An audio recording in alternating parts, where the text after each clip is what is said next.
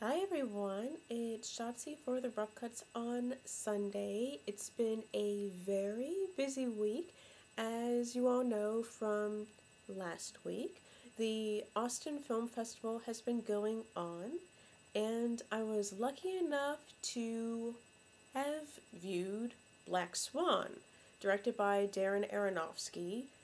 I personally thought this film was awesome, starring Natalie Portman and Mila Kunis. As some of you already know, it's basically the story of Swan Lake. That's the story within the story. Natalie Portman's character, Nina, is just this very controlled, seemingly together ballerina, and her company is starting a new ballet, Swan Lake, and she wants to become the Swan Queen. However, the head of the company, played by Vincent Cassel, tells her that if it was just the white swan that he was casting, the part would definitely be her. She's perfect. But the prima ballerina also has to play the black swan, and he doesn't know if she's able to do that. It's a very seductive, very self assured role. And the character Nina seems very vulnerable and somewhat scared. And so he said that she needs to learn how to let go. And so that's the premise of this story. So she meets this other ballerina who comes in from San Francisco named Lily, that's played by Mila Kunis. And Lily is a polar opposite of Nina. She's wild and free and is just this sort of devil may care attitude. And she just lets go when dancing. And that's what the head of the company is saying that he's looking for. So at first, Lily seems like a friend to Nina, but she ends up being her top rival. Now, we also have a lot of other little relationships in this story, namely Barbara Hershey's character, who plays Nina's mother. She's controlling, somewhat of a narcissist, because she gave up her career in order to have Nina, and it's scary. She treats Nina as a child, comes into her room, and we delve into the realm of mental illness a lot in this film. And while watching it, there are a whole lot of echoes of other stories involving mental illness, like Perfect Blue, The Other, Carrie, films of that nature. And then also there's a search for perfection in this. And the ending reminds me a lot of The Birthmark, if any of you are familiar with that short story. But I thought it was good. Granted, I didn't expect as much blood as there was in this. It's almost a horror film, really. And, considering it's ballet, I did expect some blood, because, I've known several ballerinas, and they are cutthroat. They are really cutthroat. And there is blood. It's, very physically, very mentally demanding exercise in the world of classical ballet. And this doesn't glamorize it in any way. You also have a very good supporting role that Winona Ryder portrayed in this. And she was the prima ballerina forced into somewhat early retirement, early for her. And she does a really good job in that. It's just you've got crazies everywhere. You've got crazy people, you've got sex, drugs, alcohol, just this. It's wild. It's a wild ride.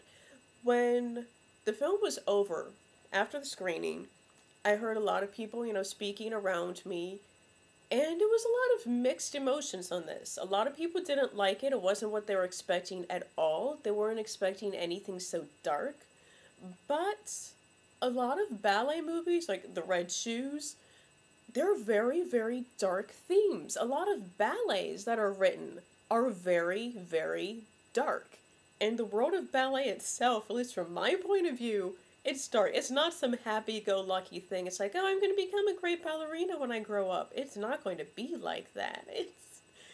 I mean, there's a lot of backstabbing and just all of this striving to be the top, because there's only one top, and you've got thousands trying to get to it. So it's going to be very cutthroat. And one thing that was pretty interesting in this is that the character of Nina, she strives for perfection, and she is so in control of things. She wants to keep control over everything, just like her mother wants to keep control over her life. And the point that Vincent Cassel tries to make to her, his character tries to make to her, is that you can't be perfect. And to be a great dancer, you have to be able to let go of that control. Just lose control and, let your soul from within come out. And when Nina starts to do that, that's when we delve into this whole dark side that I really don't think a lot of people are expecting. So I thought this was a really good film. I'd watch it again. I really enjoyed it. And I thought it was well done. I thought Darren Aronofsky did a really good job. A lot of people really enjoyed The Wrestler as well, which he directed. And rumor has it that he might be slated to direct Wolverine 2. So there was kind of mixed emotion on that little buzz going around the theater. Anyway, in the upcoming weeks, I'm going to talk about the other films that I saw at the festival, both here and also on my other channel, which is listed on the former sidebar, now like the underbar. It's underneath here. So, and what are some of the things I saw? There's Main Street, Made in Dagen Camp, Fair Game, Adios Mundo Cruel, Embargo, which I didn't really care for. There were so many. Spirit Molecule, which I loved. Rainbow's End. Modern Imbeciles, Planet World. That film. I'll just keep it short.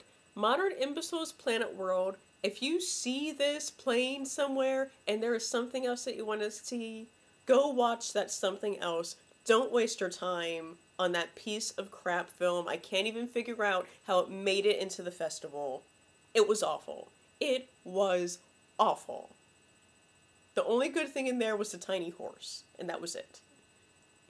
I'm still talking about it. It was so bad. That's like one of the main things I'm talking about is this film, because it sucked. It was horrible. And then, let me see what else I say. Casino Jack. I saw Casino Jack. And, several others. It was a good festival. So I'll be talking about those films in the upcoming days and weeks. In the meantime, I hope you all have a great weekend. Have a happy Halloween. I was supposed to say a happy Halloween. Have a happy Halloween.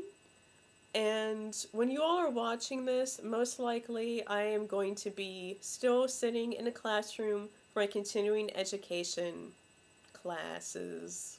It's taking up the entire weekend. Ah! Also, to everyone who sent them, thank you for the happy birthday wishes. And I will see you next time. Until then, bye-bye.